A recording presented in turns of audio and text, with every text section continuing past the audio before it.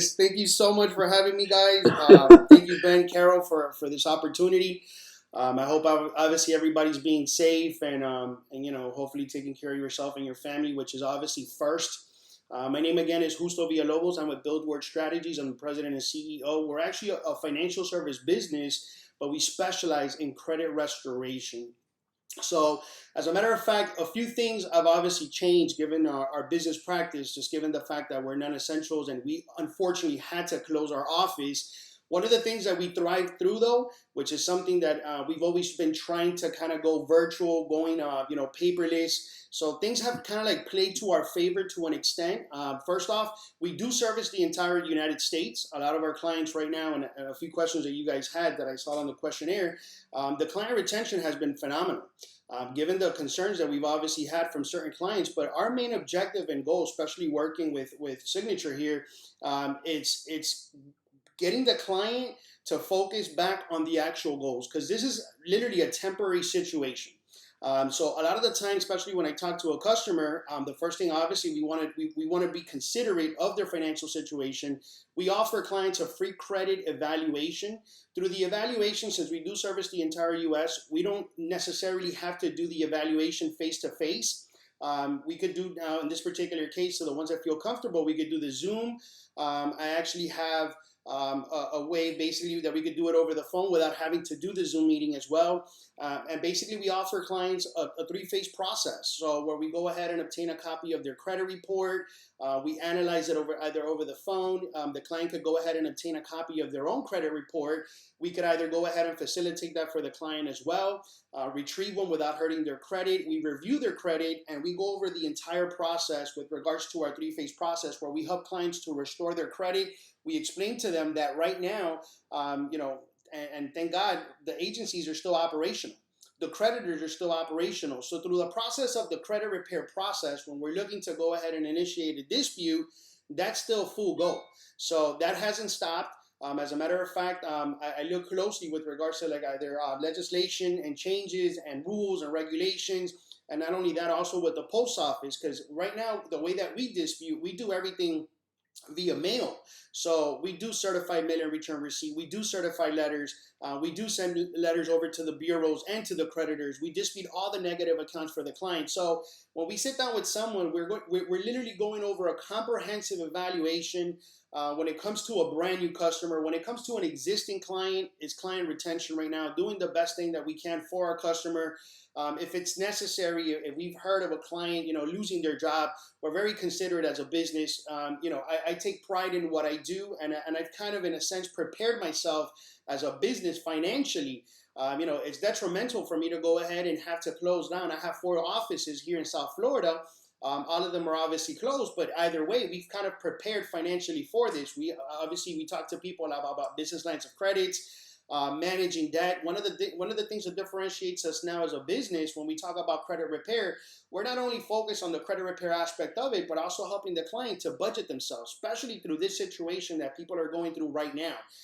If the client obviously qualifies, and if we need to sit down and we do what's called a financial needs analysis, in this case, going over their debts, obviously, again, using Zoom, or in this particular case, over the phone also works. If the client retrieves their information, they have the content or information in front of them, then we could go ahead and get that done for them. So in a sense, our business has morphed to an extent to a virtual aspect of it, which it gives me a lot of peace of mind as a business owner. Retention to me is really important. Obviously, the postal services are still working, so that's still operational. The agencies have not stopped working, so they're going to continue to do what they need to do. There's obviously a lot of wait time, and another thing too that I'm actually encouraging, especially my customers, since the government's taking certain actions to help businesses. We as business owners need to take certain actions to take care of our employees, to take care of our clients. We need to trickle down that part. So with that said, not only the fact that I thank God that I didn't have to lay anybody off. Everybody's still fully operational. When it comes to security, that's optimal. As a matter of fact, I just had a conversation with AT&T yesterday. We have the fiber optic. We have a direct network that it feeds up to from our office to the employees. Security's super important over to us. We have new technology services. Digital formats. of information now that it gets stored, it gets tracked. How, obviously we're keeping track of the information that's being sent over on behalf of the client from our employees. So again, security's utmost. Client retention is the most. If we need to take any kind of actions when it comes to giving people discounts, then we also have that option. We have the conversation with the client. If the client has debts, then we come up with plans. As a matter of fact, right now there's certain opportunities that again, if you talk if you have a car loan, we have certain clients that have car loans that if you speak to and you have that one-to-one conversation, they're extending, they're deferring car payments from 30 to 90 days. So people obviously could take advantage of that if they're going through a financial bind. Some clients are not only interested in buying homes, they have other objectives or other goals. So these type of things are also helpful to them. One thing that I am telling clients too, when it comes to credit cards, have a conversation with your credit card company because of the coronavirus of what we're going through right now. They're giving people discounts on their interest rates. So you could be at a 26%. Have the conversation with your Discovery, American Express, your Capital One, and let them know, listen, what type of promotions or offers do you guys have given the financial situation? And they're dropping people from 27% to 9% for 6 months. The same thing, that there's a lot of little incentives right now that people could go ahead and take advantage of. So again, the most important thing, I always talk to people, my clients, it's about health, taking care of themselves, taking care of their families. Obviously, finances are really important, but if that's needed, if that's something that they need for us to help them, then we are obviously there for them. I don't know if, again, too, we're taking people case by case. We offer the free credit evaluation, and that's pretty much it, Ben. I don't know if anybody has any questions regarding credit or credit repair or any concerns like that. We do have a couple of questions. James asked, on average, how long does it typically take to increase a credit score? I'm sure that's a little bit of a loaded question, but you probably get asked it all the time. So everything's contingent to, first off, what's the objective or what's the goal? Because that's obviously, even though a lot of my clients really focus on a score, I focus on the content. Because if I could change the content within the report, then it's kind of like a little puzzle. Then we're obviously going to have an outcome. So on average, a client of ours sees any kind of dramatic change because we're impacting two things from the beginning. Through the program that I've set up, it's we focus on 35%, which is the negative history. So the contingent of how many negative accounts the client has, and also on that 30%, which is based on what's called the debt ratio, which is limits versus balances on your credit card. If we focus on those two things simultaneously from the beginning, a client of ours could see an increase of anywhere from 65 to 75 points in the first 60 to 90 days. Again, wow, that's everything phenomenal. is different, but that's pretty much an average. I've had people over 245 points in the first 45 days. So wonderful. But that's great results. At BuildWorth Strategies, how does your pricing model work? Is it a subscription? Do they pay a flat fee? How do you provide your services based on a fee structure? definitely, we actually we charge an enrollment fee, or in this particular case, it's like a setup fee. It's like an audit fee, and then from there we also have a monthly service fee. So again, is what I always tell people. Really, what people pay us for is two things. It's for many reasons, but it's primarily for the knowledge and information and the experience that we have, and also it's for our time. So in this particular case, the pricing is contingent to how many negative items the client has, and again, we do the free assessment, the free evaluation, the consultation for the purposes of trying to get a little bit of information or feedback. I've had people, and again, depending on their financial situation, I've had single mothers with kids, I've had business owners. So again, everybody's in different realms. We do an evaluation. Given the fact that right now we're going through this COVID-19 situation, we're being very considerate, extending a lot of help to the consumer so that right now they could get their finances in order. It's just an additional tool that they use. So we understand that.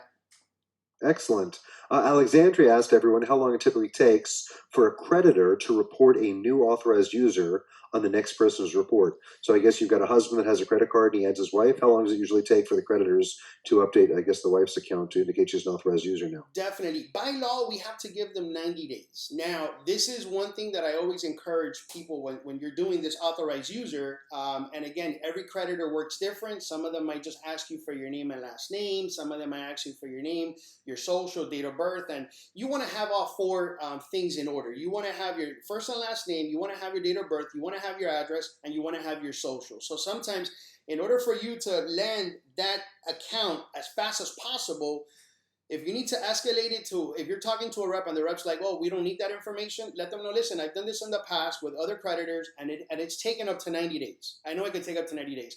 So if we could go ahead and talk and possibly talk to a manager, escalate it, let the manager know, listen, I want to make sure I have a lot of things at stake, or listen, I have an objective or I have a goal and I need to meet that goal by X amount of time. I'm falling behind or whatnot on this time frame. Could you please use all this data with you from the first time? And then that right there would reduce the amount of time. Instead of 90 days, it could literally take 30 days. Again, too, is also contingent to the date that the creditor reports to the agencies. That's something that we don't know either. We know the billing date, which is when you get your credit card statement of the billing date, but we don't know the reporting date.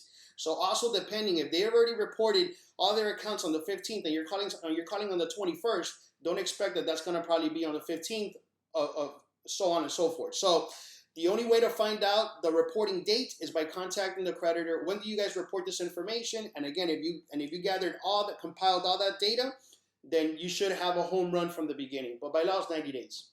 Excellent, thank you. And the next question is, do you work in repairing all three credit bureaus or only one? No, we work on everything simultaneously. Besides the fact that we dispute all the negative accounts at once with all three bureaus, we also dispute with the creditors because that's also another strategy within itself. There's time restraints, there's information that's gathered. Besides that, I've even had the opportunity to escalate things to the CFPB if necessary, which is a Consumer Financial Protection Bureau. I've had an opportunity of escalating things to the FTC, which is the Federal Trade Commission. And I've actually had two instances that I've had to escalate something to the State Attorney General's office. So you have to understand that credit, again, through the dispute process, there's different avenues and there's different reasons as to what the dispute entails. That's why if you do it, there's two ways of doing disputes. Either you could do it manually or you could do it through mail. You could do it electronically or through mail. We choose the mail aspect of it. It's a little longer route, but there's a lot of rights that you waive when you do things electronically. Not only that, you're also limited to the amount of characters, limited to the amount of uploads or information you could go ahead and provide as supporting documentation. So when we're doing something, we want to make sure we're doing it right and we're using every channel necessary to yield the result that the client's looking for. Wonderful. Well, I appreciate that. Anything else you'd like to share before we go on to our next speaker? Because this has been super informative, and I know with people using Signature Mortgage and Lending, our in-house mortgage company, they're always in need of getting credit scores up to help people buy. We know this is kind of a delicate balance time right now where there's not as much business transacting, but this is a great time to plant your seeds so you can buy a house when the market comes back. You can buy a house when the lending loosens up again.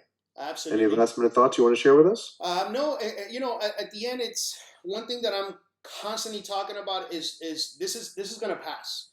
Don't lose track, don't lose sight, and let's take this as a lesson.